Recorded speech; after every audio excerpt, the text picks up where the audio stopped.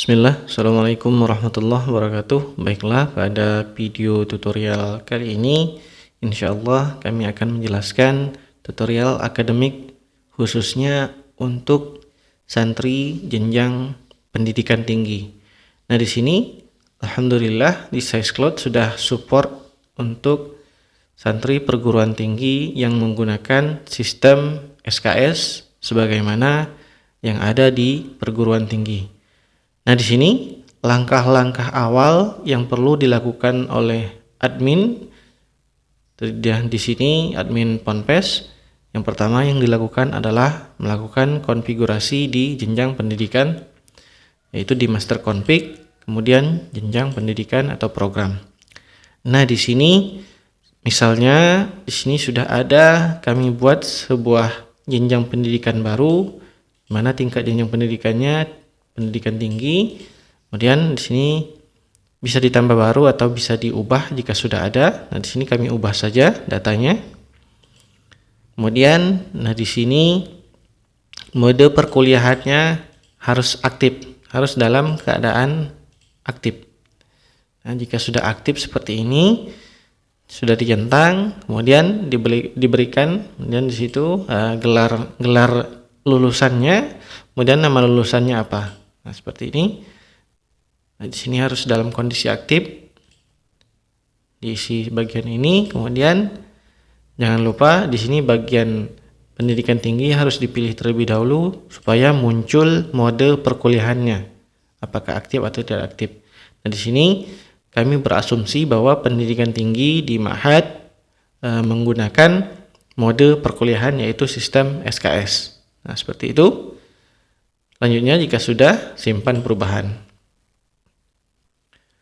Setelah menyimpan data jenjang pendidikan tadi, dilanjutkan jika belum dilakukan konfigurasi kelas dan ruang kelas, selanjutnya bisa atau ruang belajar, bisa disetting di menu akademik, kemudian dipilih kelas dan ruangan, dan dipilih jenjang pendidikan atau prodi tadi. Nah, di sini belum ada, jadi kami tambahkan kelas baru. Seperti ini, kelas A misalnya.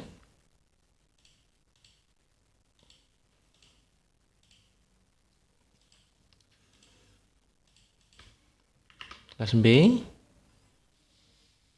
Ini tidak mengapa di urutan kelasnya satu semua, tidak apa-apa karena di sistem perkuliahan tidak ada yang namanya naik kelas.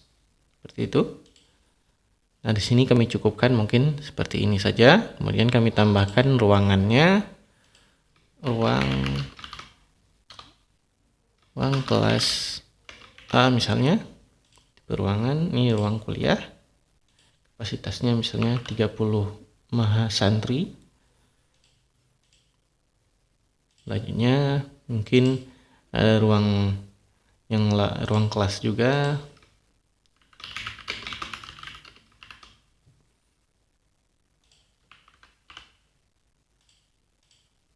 Dan seterusnya bisa ditambahkan untuk ruang belajarnya seperti ini. Nah, jika sudah melakukan settingan seperti ini, bisa dilanjutkan ke proses selanjutnya, yaitu proses pembuatan kurikulum dan pelajaran. Sama menunya di menu akademik, kemudian di menu kurikulum dan pelajaran. Nah, di sini dipilih jenjang pendidikan tadi. Nah, di sini otomatis nanti akan berubah namanya mata kuliah yang sebelumnya mata pelajaran. Di sini menyesuaikan bahwa ini adalah pendidikan tinggi dengan menggunakan sistem SKS. Nah, di sini misalkan kami menambahkan mata kuliah baru, cukup diklik tombol mata kuliah baru. Kemudian ditambahkan mata kuliah yang ada di jenjang pendidikan tersebut. Nah, misalnya kami tambahkan seperti ini. Jenis mata kuliahnya dipilih sesuai dengan mata kuliahnya, misalnya wajib. Kelompok mata kuliah bisa dipilih ataupun tidak, misalnya seperti ini. Kemudian SKS ini diisi. berapa total SKS-nya untuk satu mata kuliah ini. Nah, misalnya satu SKS, maksud kami satu mata kuliah ini memiliki 4 SKS, misalnya 2 atau 3 SKS tatap muka dan 1 SKS praktikum. Nah, seperti ini. Jadi totalnya adalah 4 SKS untuk mata kuliah ini. Atau jika semuanya hanya perkuliahan tatap muka saja, nah seperti ini saja, langsung ditulis dengan di tatap mukanya. Nah, jika sudah seperti ini, selanjutnya simpan. Nah, selanjutnya bisa ditambahkan mata kuliah yang lainnya. Nah, di sini kami berasumsi kami sudah menambahkan seluruh mata kuliah yang ada. Seperti ini misalnya. Selanjutnya, langkah selanjutnya yaitu melakukan proses alokasi mata kuliah. Prosesnya seperti ini. Jika belum ada kurikulum, ditambahkan kurikulum baru. Buat kurikulum baru tadi, seperti ini. Misalnya seperti ini di kurikulum ini. Kurikulumnya misalnya kurikulum mandiri.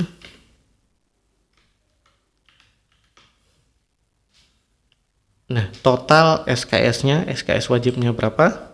Misalnya untuk lulus di mata untuk lulus di perkuliahan di jenjang pendidikan khusus hadis ini, total kelulusan SKS-nya misalnya 144. Misalnya ada SKS pilihan, jika tidak ada SKS pilihan langsung saja ditulis angka total SKS dari semester 1 sampai dengan semester 8 untuk dinyatakan lulus dari jurusan tersebut, jurusan atau prodi tersebut. Nah, setelah itu klik tombol simpan. Nah, jika sudah seperti ini di reload saja.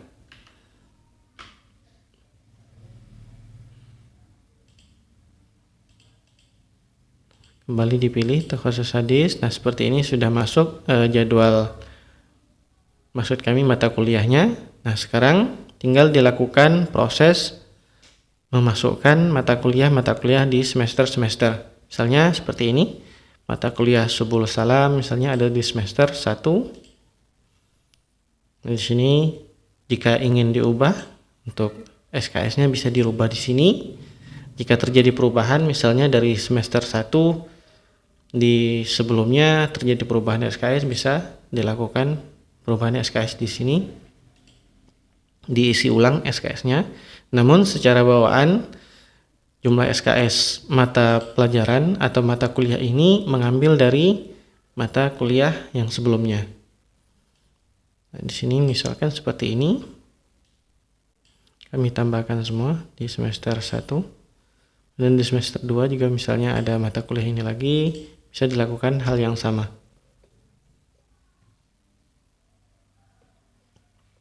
Nah, selanjutnya jika mata kuliah ini sudah dialokasikan ke semester-semester dari semester 1 sampai semester 8, lanjutnya ke jadwal perkuliahan seperti ini.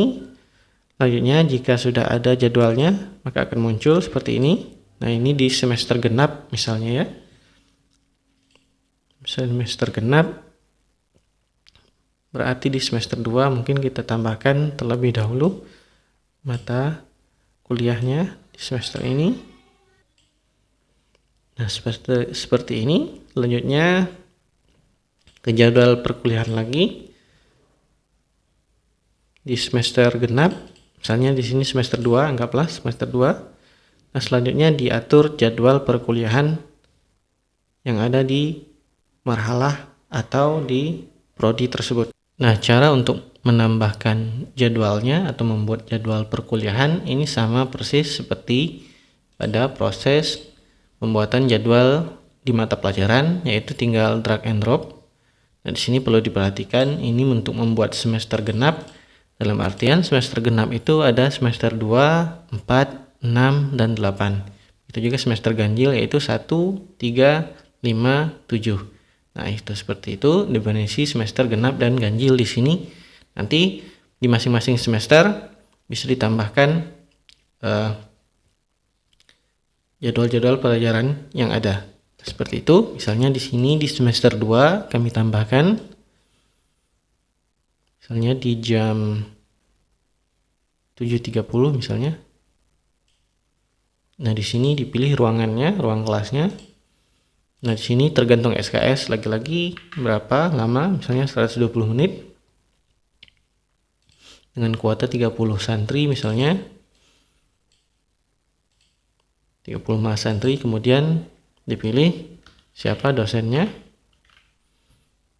Misalnya seperti ini. Nah, selanjutnya jika ada tim teaching bisa ditambahkan lagi dosen yang mengajar di mata kuliah ini. Selanjutnya simpan. Nah, seperti ini.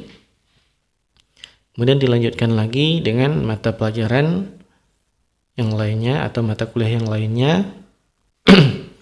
Misalnya di kelas di hari Selasa misalnya seperti ini, dan masih kelas A.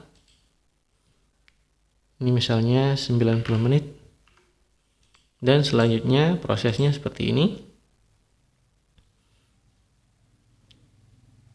Nah, di sini nanti kami akan tampilkan jika sudah selesai semuanya di input untuk jadwal.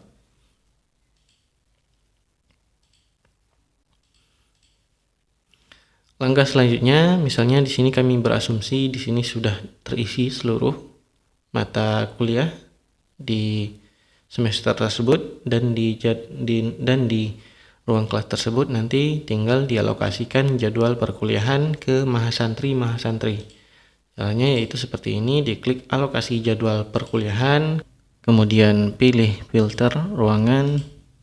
Nah, di sini filter ruangannya dipilih, kemudian diklik di jadwal-jadwal yang ada, kemudian dilakukan proses penambahan mahasantri. Nah, di sini terlihat seluruh mahasantri di jurusan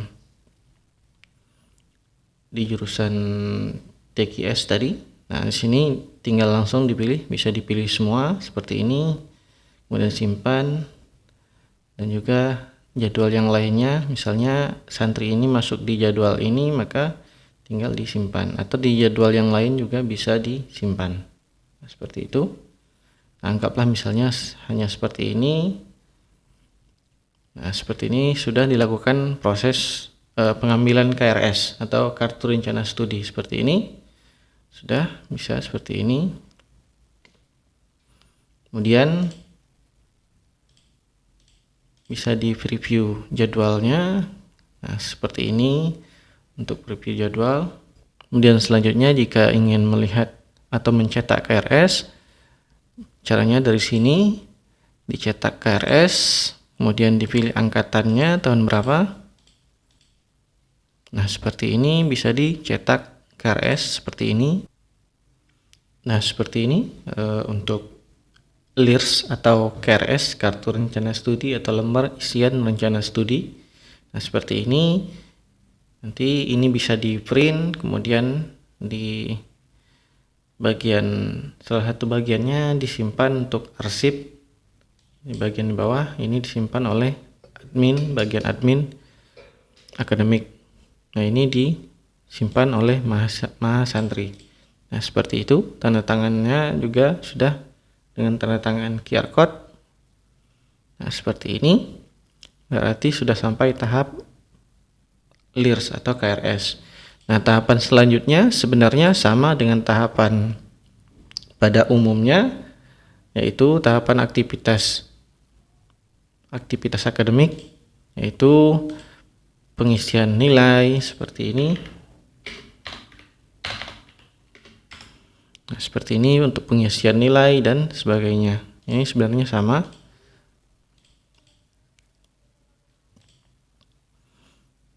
Nah, ini seperti ini bisa dipakai seperti ini juga. Kemudian diisi nilainya. Nah, di sini dikarenakan predikatnya belum diisi, maka tidak muncul predikat. Caranya sama untuk predikat, diisi di sini di master config akademik, dan pilih jenjang pendidikan dan predikat baru. Nah, seperti itu. Atau bisa di copy dari predikat yang sudah ada. Misalnya predikat ini saya mau ambil mau salin ke jenjang ini misalnya. Nah, seperti ini bisa. Nah, sudah terisi. Nah, yang perlu di setting yaitu nilai mutunya. Nilai mutu berarti jika seperti ini berarti nilainya 4. Nilai hurufnya A misalnya. Nah, seperti ini. Nah, di sini misalnya A-3,5 misalnya nilai mutunya. A- misalnya. Nah, di sini terlebih dahulu harus diisi pertama kali. Tidak boleh kosong untuk predikat, karena ini akan menentukan nilai mutu dan nilai hurufnya nanti pada saat dilakukan pengisian nilai dan pada saat LIHS didapat, yaitu pengisian LIHS. Nah, di sini diisikan semuanya, misalnya di sini B3, B, dan seterusnya.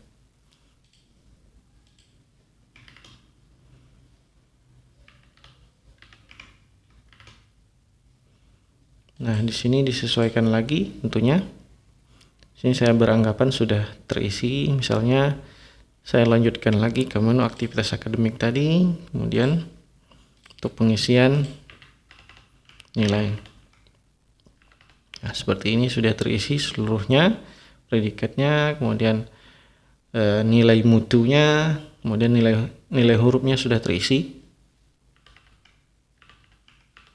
Nah, seperti ini. Selanjutnya, jika sudah melalui pengisian nilai, simpan nilai dan terbitkan transkrip nilai. Seperti ini bisa dicetak rekapitulasi penilaiannya seperti ini.